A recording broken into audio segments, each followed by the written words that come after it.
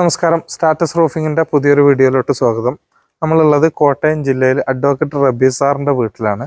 നമ്മളിവിടെ സാറിപ്പോൾ കുറച്ച് കഴിഞ്ഞ് എത്താമെന്ന് പറഞ്ഞിട്ടുണ്ട്. സാറ് അഡ്വക്കേറ്റാണ്, അപ്പോൾ പ്രാക്ടീസ് ചെയ്തുകൊണ്ടിരിക്കുകയാണ്. അപ്പോൾ നമ്മളിവിടെ ചെയ്തിട്ടുള്ളത് ഒരു ടെൻസൈൽ റൂഫിംഗ് എന്ന് പറയുമ്പോൾ വീടിൻ്റെ ഒരു സൈഡിൽ 2 സൈഡ് പ്രൊജക്റ്റ് ചെയ്തിട്ട് ഒരു എൽ ഷേപ്പിൽ, നമ്മളിപ്പോൾ ഉള്ള റോട്ടിലാണ്. ടൗൺ ഏരിയകളുടെ വീടൊക്കെ നമുക്കറിയാം, കുറഞ്ഞ മുറ്റവും കാര്യങ്ങളേ ഉണ്ടാവുള്ളൂ. കണ്ടംപററി സ്റ്റൈലിൽ കൺസ്ട്രക്ട് ചെയ്തിട്ടുള്ള ഈ വീടിൻ്റെ ഫ്രണ്ട് പോർഷനിൽ ഇപ്പോൾ ഈ വണ്ടി കിടക്കുന്നത് അറിയാം, പകുതി ഭാഗവും വീടിൻ്റെ കൺസ്ട്രക്ഷന് പുറത്താണ്. അപ്പോൾ നമ്മളൊരു ടെൻസൈൽ റൂഫിംഗ് ഈ ഭാഗത്ത് കവർ ചെയ്യാണ് ചെയ്തെടുത്തിട്ടുള്ളത്. ഒരു 2.5 മീറ്ററോളം പ്രൊജക്റ്റ് ചെയ്തിട്ട് ഈ ഒരു മുറ്റം ഫുള്ള് കവർ ചെയ്യുന്ന രൂപത്തിൽ, അതോടൊപ്പം തന്നെ ഈ ഒരു ഭാഗത്ത് മറ്റൊരു വണ്ടി കൂടെ പാർക്ക് ചെയ്യാൻ പറ്റുന്ന രൂപത്തിൽ, എന്നാൽ ഫ്രണ്ട് സൈഡിൽ ഇതിൻ്റെ ഒരു തടസ്സങ്ങളോ കാര്യങ്ങളോ പില്ലറോ ഒന്നും ഇല്ലാത്ത രൂപത്തിൽ നല്ല ഭംഗിയാക്കിയിട്ട് നമ്മളിവിടെ ചെയ്തെടുത്തിട്ടുണ്ട്. അപ്പോൾ സാർ ഇവിടെ എത്തിയിട്ടുണ്ട്. നമുക്ക് സാറിനോട് കാര്യങ്ങൾ, അതായത് സ്റ്റാറ്റസ് റൂഫിങ്ങിൻ്റെ എക്സ്പീരിയൻസ് പറയേണ്ടത്, നമ്മുടെ സർവീസ് യൂസ് ചെയ്ത് എക്സ്പീരിയൻസ് ചെയ്തിട്ടുള്ള ആളുകളുടെ ഭാഗത്തു നിന്നാണ് നമ്മൾ ഫീഡ്ബാക്ക് എടുക്കുന്നത്. അപ്പോൾ സാറിനോട് തന്നെ നമുക്കൊന്ന് ചോദിക്കാം കാര്യങ്ങൾ. അപ്പോൾ നമ്മുടെ റബി സാർ, അഡ്വക്കേറ്റ് റബി സാർ നമ്മളോടൊപ്പം ഉണ്ട്. നമുക്ക് കാര്യങ്ങളൊക്കെ ഒന്ന് ചോദിച്ച് മനസ്സിലാക്കാം. നമസ്കാരം സാർ. അസ്സലാമു അലൈക്കും. എന്തൊക്കെ വിശേഷങ്ങൾ? എന്തെല്ലാം സുഖം. മോൻ്റെ കല്യാണം കഴിഞ്ഞു. ഓക്കെ. കല്യാണത്തിന് മുന്നെയാണ് നിങ്ങളെ വിളിക്കുകയും ഇതിടുകയും ഒക്കെ ചെയ്തത്. ഓക്കെ. അത് വളരെ ബൈ ചാൻസിൽ ഇവിടെ ഒരു എക്സിബിഷൻ നടന്ന സമയത്താണ് നിങ്ങളെക്കുറിച്ച് അറിഞ്ഞത്. നമ്മുടെ കോട്ടയം വനിതയുടെ മനോരമയുടെ എക്സ്പോ നടക്കുന്ന സമയത്ത് അവിടെ വെച്ച് വന്ന് കണ്ടപ്പോൾ അവിടെ വന്നിരുന്നു. ഈ അഡ്രസ് ഞാൻ അവിടെ നിന്ന് കളക്ട് ചെയ്തു. അന്ന് അവിടെ നിങ്ങളുടെ ഒരു ഓഫീസർ ആരോ ഒരാളുണ്ടായിരുന്നു. ഞാനുണ്ടായിരുന്നു. അപ്പൊ ഞാൻ അവിടെ വെച്ചാണ് പറഞ്ഞ ഞാൻ വിളിക്കും എന്ന് പറഞ്ഞു. പക്ഷെ വിളിച്ചത് അങ്ങനല്ല, യൂട്യൂബിൽ കണ്ടിട്ടാ. യൂട്യൂബിൽ പിന്നീട് ഞാൻ കണ്ടു. അപ്പോൾ എനിക്കിതൊരു ആവശ്യമായിട്ട് ഇങ്ങനെ വരുമായിരുന്നു. പടിഞ്ഞാറ് സൈഡിൽ നിന്ന് ഭയങ്കരമായ വെയിൽ, വണ്ടിയുടെ ബാക്ക് മുഴുവൻ എപ്പോഴും വെയിലടിച്ച് വണ്ടിക്കകം ഇങ്ങനെ പഴുത്ത് കിടക്കും.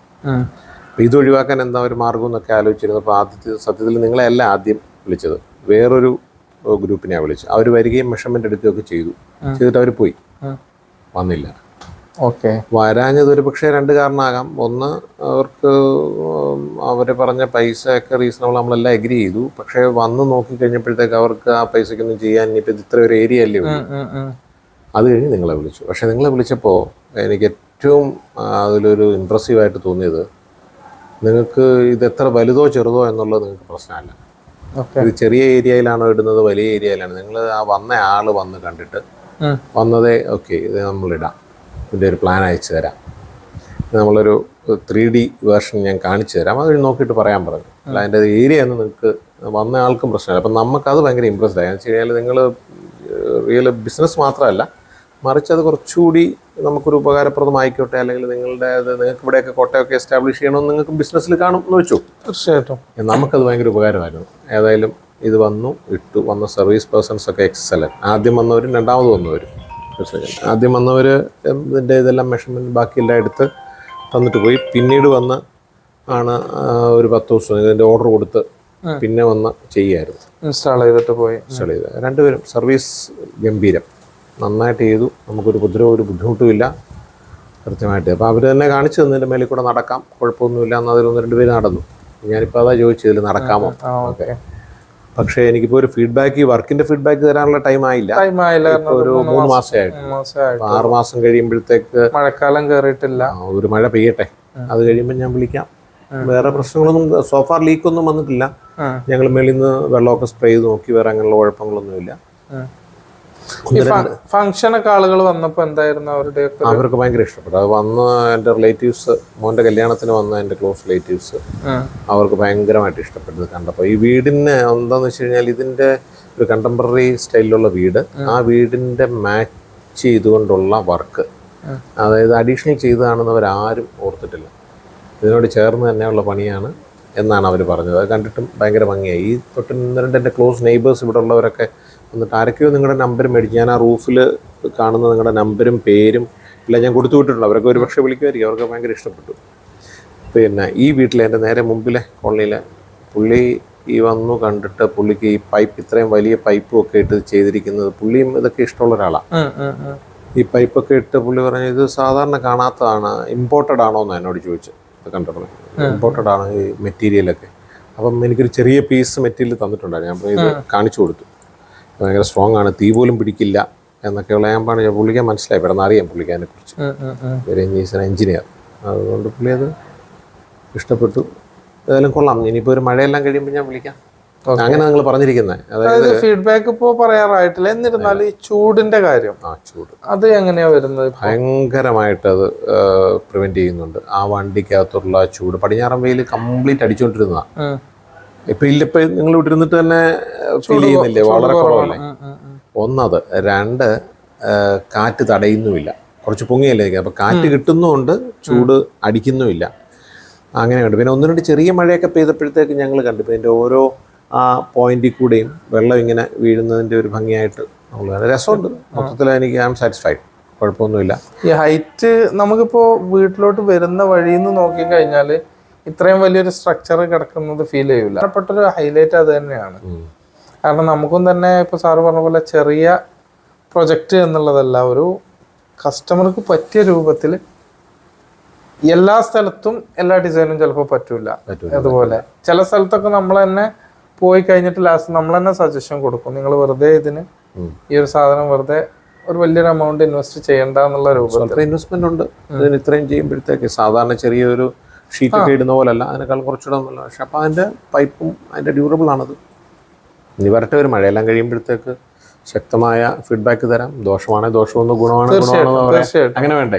അത് തീർച്ചയായിട്ടും. ഞാൻ നമ്മുടെ പിന്നെ ഒരുപാട്, അതായത് നമ്മുടെ അജ്മി ഐരാറ്റുപേട്ട അവരുടെ വീട്ടിൽ 3 പ്രൊജക്ട് ചെയ്തിട്ടുണ്ട്.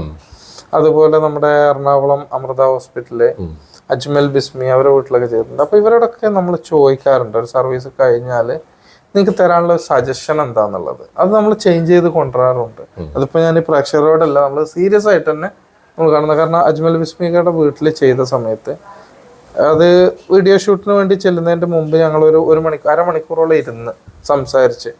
അപ്പോൾ പുള്ളി എൻ്റെ അടുത്ത് പറഞ്ഞു കുറേ കാര്യങ്ങൾ. അപ്പം അങ്ങനെ എന്താണ് ഒരു സജഷൻ സാറിന് തരാനുള്ളത്? സജഷനായിട്ട് എടുത്ത് സർവീസ് ആവുമ്പോൾ ഇപ്പോൾ സാറ് നേരത്തെ പറഞ്ഞ പോലെ തന്നെ സർവീസിന് ഞങ്ങൾ നോക്കുന്ന കുറച്ച് കാര്യങ്ങൾ എന്ന് പറഞ്ഞാൽ പ്രോപ്പറായിട്ട് ഒന്ന് ട്രസ്റ്റ് കൊടുക്കുക എന്നുള്ളത്. രണ്ടാമത്തെ ടൈമിങ്. ആളുകൾക്ക് ഏറ്റവും ഇമ്പോർട്ടൻ്റ് ആയിട്ടുള്ള ഒരു സംഭവമാണ് സമയം എന്നുള്ളത്. നമ്മൾ നാളെ വരാമെന്ന് പറഞ്ഞിട്ട് തൽക്കാല സമയം. അല്ല, അതിലെനിക്കൊരു കാര്യമുണ്ട് ടൈമിങ്ങിൻ്റെ കാര്യത്തിൽ. കാരണം ഞാൻ നിങ്ങളെ വിളിച്ച് സംസാരിച്ച് ആദ്യം ആൾ വരുന്ന ടൈമിൽ ഞാൻ അവരോട് ടൈം ബൗണ്ട് ആയിരിക്കണമെന്ന് പറഞ്ഞു. കാരണം ഡിസംബർ 29 മാരേജ് ഫിക്സ് ചെയ്തതിന് ശേഷം, അതൊരു 5 മാസം മുമ്പ് ഫിക്സ് ചെയ്തതിന് ശേഷം അതിനോട് അടുത്തടുപ്പിച്ചാണ് നിങ്ങളെ വിളിക്കുന്നത്. അപ്പോൾ എന്നോട് നിങ്ങൾ കൃത്യം ഒരു ടൈം പറഞ്ഞു. നിങ്ങൾ വന്നു, മെഷർമെന്റ്സ് ഒക്കെ എടുത്തു, ഓർഡർ കൊടുക്കുകയാണ്. ഫസ്റ്റ് ഷെഡ്യൂൾ പേയ്മെന്റ് തന്നു കഴിഞ്ഞപ്പോഴത്തേക്ക് പറഞ്ഞു ഓർഡർ കൊടുക്കും 12 days അങ്ങനെ പറഞ്ഞു. 12 ദിവസം ഇതിനാകും, ചിലപ്പോൾ 14 days, 2 weeks.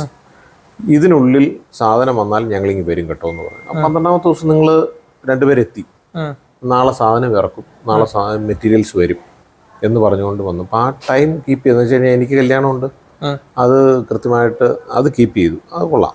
ഞാൻ അന്ന് അവരോട് പറഞ്ഞു, നിങ്ങൾ വന്നു, അപ്പോൾ എത്ര ദിവസത്തെ പണിയുണ്ട്? 2 ദിവസത്തെ പണിയുണ്ട്. 2 ദിവസം കൊണ്ട് പണി തീർന്നു. 3ാമത്തെ ദിവസം നിങ്ങൾ പോവുകയും ചെയ്തു. പിന്നെ പണിക്കാർ വരുന്നതിൻ്റെ ഒന്നും നമ്മൾ അറിയേണ്ട ഒരു കാര്യമില്ല. പക്ഷെ അവർ വരുന്നു, അവർ പണിയുന്നു, ഇവിടെ എവിടെയോ റൂം എടുക്കുന്നു, അവർ പോകുന്നു. നമ്മൾ അതായത് അവർക്ക് വേണ്ടി സപ്ലൈ കറണ്ട് കൊടുക്കുക എന്നുള്ള മാത്രമേ. പിന്നെ സ്കഫോൾഡിങ്സ് എന്തോ ഒരു സാധനം ഇവിടെ കിട്ടുമെന്ന് ചോദിച്ചു, അത് കൊടുത്തു. അതിന്റെ പേയ്മെന്റും അവർ തന്നെ കൊടുത്തു. അതായത് നിങ്ങൾ കമ്പനി തന്നെ ഷെയർ ചെയ്തു. എൻ്റെ ടോട്ടൽ കോസ്റ്റ് ചെയ്യുന്നത് കുറച്ചിട്ട് ഞാനത് കൊടുത്ത് അങ്ങനെയാണ് ചെയ്തത്. പൊതുവേ ഇങ്ങനൊരു കാര്യം ആവുമ്പോൾ പറയാറുള്ള കാര്യം എന്ന് പറഞ്ഞാൽ കസ്റ്റമർക്ക് മാക്സിമം ആവശ്യമില്ലാത്ത കാര്യങ്ങളിൽ അവരെ എൻഗേജ് ആക്കാണ്ടിരിക്കുക. പിന്നെ കോർഡിനേഷൻ ടീമിനോട് കറക്റ്റ് കൊടുക്കാറുള്ളത് നമ്മൾ ടൈമിൻ്റെ കാര്യം, പോസിബിൾ അല്ലാത്തത് കറക്റ്റ് ആ സമയത്ത് തന്നെ പറയുക, നേരത്തെ അറിയിക്കുക എന്നുള്ളത്. പിന്നെ ഇങ്ങനെയുള്ള കാര്യങ്ങളൊക്കെ ഭയങ്കര ഇമ്പോർട്ടൻ്റ് ആണ്. എന്ത് ഒരു ഫംഗ്ഷൻ ഫിക്സ് ചെയ്തിട്ട് അത് ആ ഒരു സീരിയസ് ആയിട്ടില്ല എന്നുണ്ടെങ്കിൽ അത് ഭയങ്കര ബുദ്ധിമുട്ടാണ്. അതിപ്പോ ഇൻ കേസ് ആ ടൈമിൽ ആയില്ല എന്നുണ്ടെങ്കിൽ നമുക്ക് ഇവിടെ ഇരിക്കാനോ സംസാരിക്കാൻ തന്നെ പറ്റില്ല. വർക്ക് എത്ര ബെറ്റർ ആണ്. അതെ, തീർച്ചയായിട്ടും. ഒരാഴ്ച കഴിഞ്ഞ് ബെറ്റർ ആയിട്ട്, കല്യാണം കഴിഞ്ഞത് വളരെ ബെറ്റർ ആയിട്ട് ചെയ്തിട്ട് കാര്യമില്ല. അതെ അതെ അതെ. അപ്പോൾ അതിന് മുന്നേ ഉള്ള ഫംഗ്ഷൻസിൻ്റെ മുന്നേ ഇത് തീർത്തു തന്നു. അത് കഴിഞ്ഞ് ഒരാഴ്ച 10 ദിവസം കഴിഞ്ഞിട്ടാണ് എൻ്റെ ആദ്യത്തെ ഒരു ചെറിയ ഫംഗ്ഷൻ. പിന്നെ അത് അങ്ങനെ കല്യാണത്തിലേക്ക് വന്നു. എല്ലാവർക്കും ഇഷ്ടപ്പെട്ടു. വന്നവർക്ക് ഗസ്റ്റൊക്കെ വളരെ ഹാപ്പി ആയിട്ട് പറഞ്ഞു, അന്ന് വളരെ നന്നായി എന്ന് പറഞ്ഞു. Okay, thank you. കാണാം. ഞാൻ 6 മാസം കഴിയുമ്പോഴത്തേക്ക് വിളിക്കാം. ഓക്കെ. നിങ്ങൾ കോൺടാക്ട് ചെയ്യും, വിളിക്കൂലേ അങ്ങനല്ലേ? ഓ തീർച്ചയായിട്ടും കോണ്ടാക്ട് ചെയ്യാം. ഫീഡ്ബാക്ക് ഏതായിരുന്നാലും നമ്മൾ എടുക്കും.